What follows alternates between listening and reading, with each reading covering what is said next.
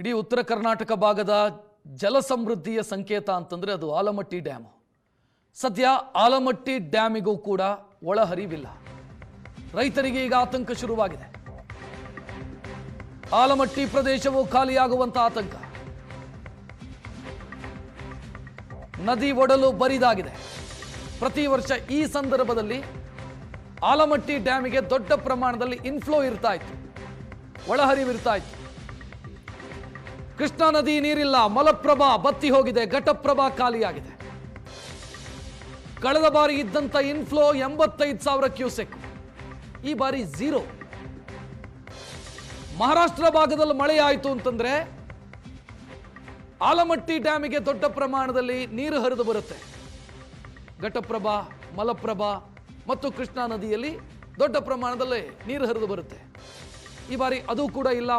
ಮಹಾರಾಷ್ಟ್ರದಲ್ಲಿ ಮಳೆ ಆಗ್ತಾ ಇಲ್ಲ. ಕಿತ್ತೂರು ಕರ್ನಾಟಕ ಭಾಗದಲ್ಲಿ ಮಳೆ ಇಲ್ಲ. ಆಲಮಟ್ಟಿ ಬರಿದಾಗಿದೆ.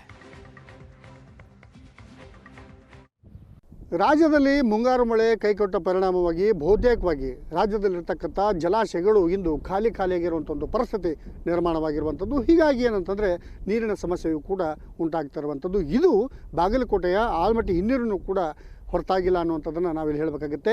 ನಾವೀಗ ಬಾಗಲಕೋಟೆಯ ಆಲಮಟ್ಟಿಯ ಹಿನ್ನೀರಿನ ಒಂದು ಪ್ರದೇಶದಲ್ಲಿದ್ದೇವೆ. ನಾವು ದೃಶ್ಯದಲ್ಲೂ ಕೂಡ ನೋಡ್ಬೋದು, ಬಹುತೇಕವಾಗಿ ಎಲ್ಲ ಪ್ರದೇಶವೂ ಕೂಡ ಖಾಲಿಯಾಗಿರುವಂಥ ಒಂದು ದೃಶ್ಯವನ್ನು ಕೂಡ ನಾವಿಲ್ಲಿ ಕಾಣ್ತಿದ್ದೇವೆ. ಬಹುತೇಕವಾಗಿ ಇಲ್ಲಿ ಏನಂತಂದರೆ ಕೆಲವೊಂದಿಷ್ಟು ಕಡೆ ಸ್ವಲ್ಪ ನೀರಿರುವಂಥದ್ದನ್ನು ಬಿಟ್ಟರೆ ಎಲ್ಲೆಡೆ ಏನಂತಂದರೆ ಸಂಪೂರ್ಣ ಖಾಲಿಯಾಗಿರುವಂಥ ಒಂದು ದೃಶ್ಯವನ್ನು ಕೂಡ ನಾವಿಲ್ಲಿ ಕಾಣ್ತಿದ್ದೇವೆ.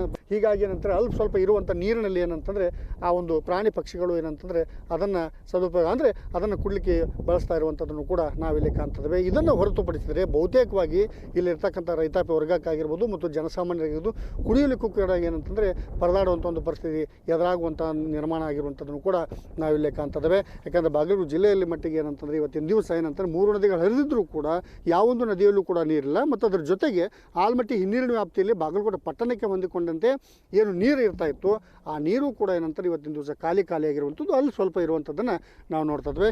ಎಲ್ಲ ಒಂದು ಕಡೆ ಈ ಬಾರಿ ಏನಂತಂದರೆ ನೀರಿಲ್ಲ, ಹೀಗಾಗಿ ಆತಂಕ ಪಡುವಂಥ ಪರಿಸ್ಥಿತಿಯಾಗಿದೆ. ಸರ್ಕಾರ ಏನಂತಂದರೆ ನಮ್ಮ ಜಿಲ್ಲೆಯನ್ನು ಏನಂತಂದರೆ ಬರಗಾಲ ಪೀಡಿತ ಅನ್ನುವಂಥದ್ದು ಘೋಷಣೆ ಮಾಡಲಿ ಅನ್ನುವಂಥ ಒಂದು ಕೂಗನ್ನು ಕೂಡ ಅವರು ವ್ಯಕ್ತಪಡಿಸಿರುವಂಥದ್ದು. ಬಾಗಲಕೋಟೆಯಿಂದ ಕ್ಯಾಮ್ರಾಮನ್ ಮಂಜುನಾಥ್ ಕೆರಗಲ್ ಜೊತೆ ಮಲ್ಲಿಕಾರ್ಜುನ ಹೊಸಮನಿ, ಏಷ್ಯಾನೆಟ್ ಸುವರ್ಣ ನ್ಯೂಸ್ಗಾಗಿ.